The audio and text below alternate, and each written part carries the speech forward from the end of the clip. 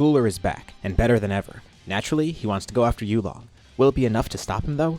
We'll be seeing their encounter and more in this 9th part of What If Frieza Was Good. We don't have anything with Zamasu here. So, after the Universe 6 tournament, we immediately skip that. But in its place, we have something else. Roshi's chilling at Kame House. He sees a weird report on the news. There's some giant structure coming towards Earth. Everyone's panicking, but it's coming at a slow rate, so it doesn't look like it's going to destroy Earth, just land on it. Almost like it's a giant alien ship. He calls over to Yulong, and the first thought he has is that it has something to do with the Saiyans. They are still out there in space. Maybe this is them counterattacking somehow, but he has no clue of what's going on. Naturally, this concerns everyone, so they all group together. A pretty large group goes over to where the ship is supposed to land. We have Goku, Gohan, Videl, Mr. Satan, Tenshinhan, Krillin, and Chaozu. And of course Yulong. They watch from a distance as the mass lands on the planet. Then Chaozu's attacked by something. He counters instantly and destroys it, but then realizes what he did. What he just fought looks exactly like Cooler, but made of metal. Another one appears, attacking 10. One goes after Mr. Satan, and with a dynamite kick, he knocks Metal Cooler's head clean off. With Videl also facing one on her own too. More and more start to appear, but none are attacking Yulong. They clearly do look like Cooler, but at the same time they're not Cooler. They're artificial, and there's a very few of them at first. And they're not too powerful, but more start to appear. Soon enough, there's one fighting every person. And then they multiply, there's 2 for every person. Videl brings up the fact that the Dragon Balls were used before. She and Mr. Satan have only heard about Cooler, never seen him. So this is a first for them. But everyone else was sure that Cooler's dead. So maybe the Dragon Balls brought him back somehow, but that doesn't explain this. Yulong puts 2 and 2 together. Cooler's back and it has something to do with that giant mass of whatever over there. He's gonna go over to that because it seems like the epicenter, and ask if everyone else can hold off these clones for a bit. While the Metal Coolers are growing in numbers, as well as strength, they should be able to fight them off for a little bit longer. With the group fighting the Metal Cooler army, they decide to conserve their strength. From what Goku can tell, it seems that every time they destroy one of the Metal Coolers, they learn from that and grow from it. Krillin says it's best to take their time. They're not in a rush to destroy them, at least not right now. And they're only making things worse by going quickly, so they pace themselves. But then when they try and do this, more Metal Coolers spawn, compensating for strength with numbers. Krillin tells everyone to get together in a circle. He has a pretty good idea. He asks Chaozu if he can buff him just for a little bit. They let more of the Coolers spawn, trying to keep their distance. And then Chaozu buffs Krillin, but this time it's way higher than when he did it with Goku and the others. He's gotten a lot stronger, and now he can buff them up to 1000%. So Krillin of course feels a massive boost in strength. He only needs it for one attack. He creates a massive Kienzan above him, and then spins it around, rapidly circling the group, destroying any Metal Coolers that come close. He just wanted the boost to create the attack, but he could spend as much time as he wants directing it, wiping out dozens of Metal Coolers in an instant, and not just slicing them, but channeling energy through them in order to prevent regeneration. Some of course go around the Kienzan, coming from above, so the rest of the group focuses on protecting there. This way they should buy some time, with Goku also flying up in the air, directing some of the Coolers towards him and just destroying them with ease, only using Super Saiyan. Looks like he doesn't need blue just yet. But then one of the Coolers comes towards him with way more power than the others, and the weird thing is Goku can actually feel energy coming from him. The Kienzan Krillin is controlling then disappears, as the Cooler fighting Goku glares at it, destroying it in an instant. All the Metal Coolers stop around him, and it's pretty clear now that this is actually Cooler, weirdly enough with some metal parts of his own. It looks like Yulong went to the core. That's good for him. Cooler will spend his time getting rid of the others, and hopefully the core will just absorb Yulong, getting his power as well. His brother will make a fine battery. Goku tries fighting Cooler with Super Saiyan, but it's not enough. Cooler says he's far outgrown that form.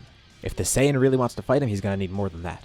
Goku didn't realize that Cooler's gotten this much stronger. Obviously, he didn't even know Cooler came back in the first place. And Cooler decides to humor the group.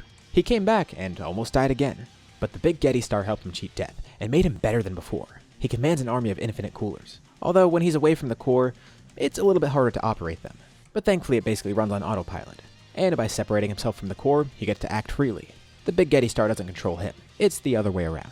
Goku jumps into Super Saiyan God and starts fighting Cooler seriously. And that sort of keeps up with him, but it's not doing much, especially as Cooler shows more of his own strength. The worst part is he's not even in his final form yet. They saw it before. So he goes into blue. And now Cooler's actually having some fun. But at brief points when Goku attacks him, he flares up into Kaioken, conserving his strength by not using it the entire time and only at the moment of attack. And with Kaioken he actually is able to damage Cooler, at one point even punching right through his chest. But it's the metallic part, and it just regenerates. He grabs Goku's arm, swings him around over his head, and then throws him down to the ground. On second thought, he's not going to waste time with these people. That brief fight with Goku gave him a bunch of great data, so that's going to help the Metal Coolers. He summons more around them, and says he'll be right back. Then teleporting over to where the big Gete Star's core is. One of the many great tricks he's picked up over these past few years. Yulong is currently swarmed by an army of them, but they're not really a big deal. Although they suddenly get a lot stronger thanks to Goku's data. Yulong then senses something near him, quickly turning around and blocking a punch. seeing his brother face to face once more. Cooler says it's good to see him again.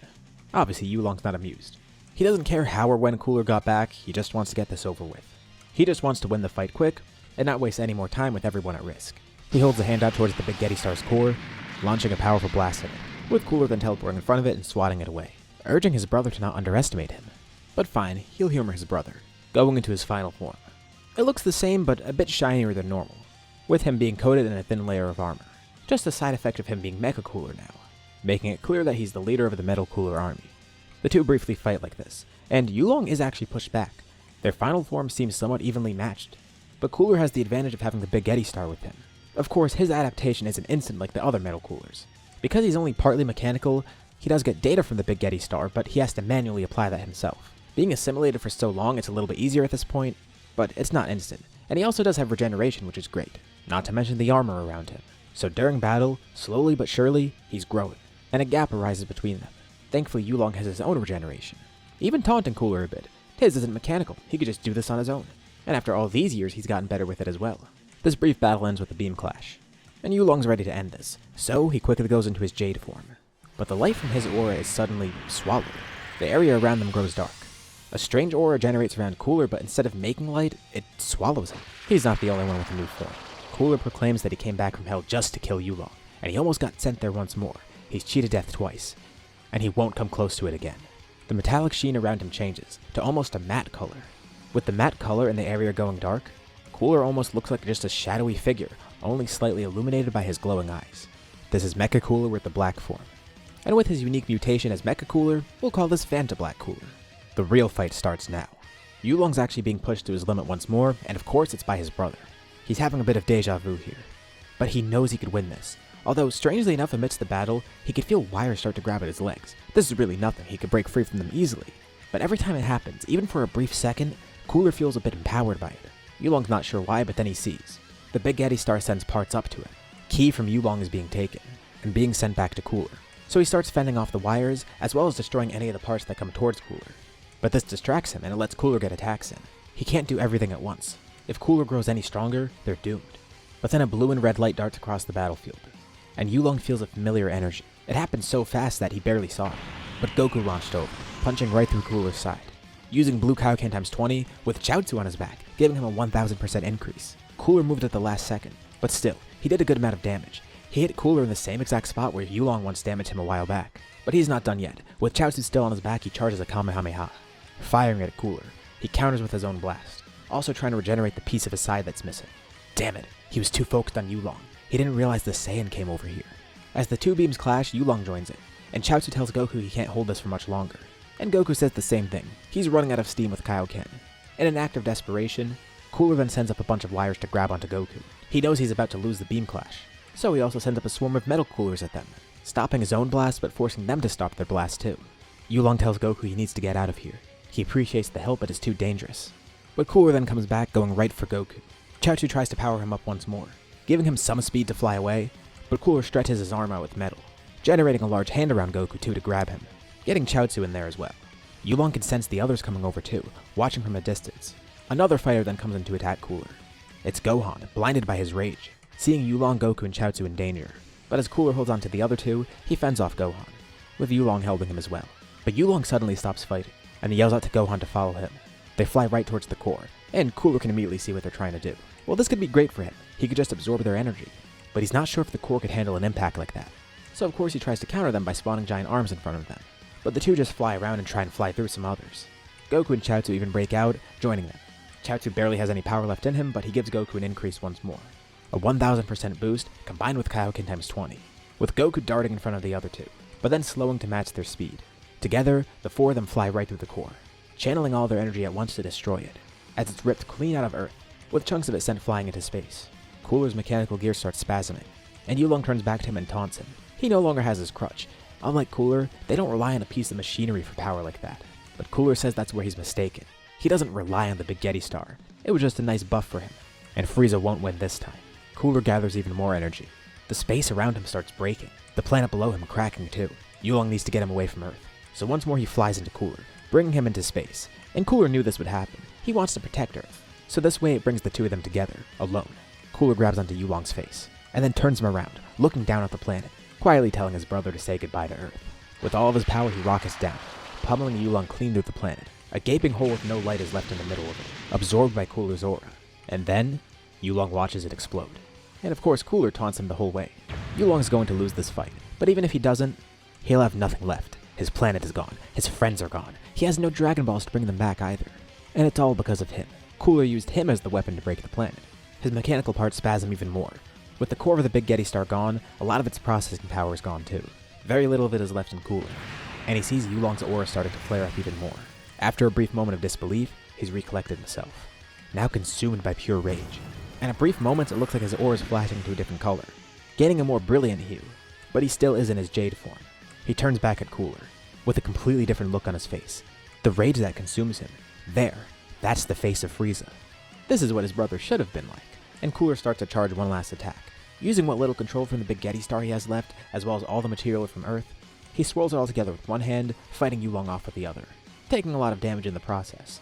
He then condenses all of the material, infusing his ki into it as well, creating a living black hole, fueled by his ki with the mass of Earth. It grows more and more, even ripping off some of the mechanical parts from Cooler, leaving him looking almost zombie-like. He doesn't care, anything to kill Frieza, and as he charges more of his ki into it, it begins to suck both of them in. At this rate, if it keeps growing, it'll swallow the whole multiverse. But Cooler made one mistake. By destroying Earth, it leaves Yulong completely uninhibited. He has no reason to fight with any sort of ki control now. He fights almost primally, especially looking at the pits of darkness in front of him, the black hole, Cooler in his new form, as well as the evilness right in front of him. But by sheer instinct, for some reason, he decides to stick his hand in the black hole, channeling all of his ki into it, and then crushing it. He's barely even conscious anymore, same for Cooler. But he grabs the black hole in his hands, and fueled only by his rage and adrenaline, he grabs onto Cooler's face, opening his jaw and then sticking the black hole in his mouth, channeling more of his ki into it. Earth might be gone, but by using its power and lending his own to it as well, it can make him win here. Reality starts warping around Cooler. The black hole inside of him tears him apart, especially with the fact that Yulong's ki is fueling it. Yulong then launches far back to the moon, with a green glow surrounding it. Cooler can't even tell what's going on anymore. His brain is scrambled, literally. All he can see is a brilliant green light, coming closer and closer to him. A brilliant Kamehameha, launched with the last of Yulong's power, destroying Cooler and the black hole within him. Out of exhaustion, Yulong collapses, going back into his base form. He sits up and in disbelief he takes one last look. All he sees is empty space in front of him. It's just gone. Reality starts to hit him. Shenron's gone. He thinks no one could be brought back, and even if Shenron were still here, Goku can't be revived a second time by him. Yulong sits on the moon in complete silence. There's a small meteor shower, with little pieces left of Earth. Some smaller pieces that Cooler didn't get. It looks like there is still some of Earth left, although they're destroyed not too long later, peppering the moon with more craters like buckshot. Yulong yells out, but it falls on deaf ears, hoping Beerus or Whis can at least hear. But for now, he's completely alone. He killed Cooler. He won the battle, but Cooler defeated him mentally once more, and destroyed everything he loved in the process. He thinks it's all gone for good. And with that, we end off here for now. What'd you guys think about this part, and what's going to happen next time? Leave your thoughts and ideas in the comments below. I'd love to see what you guys think. As usual, be sure to drop a like and subscribe if you haven't already. It really helps with the channel and shows me you want to see more like this. Anyways, thank you all for watching, and I'll see you all in my next video.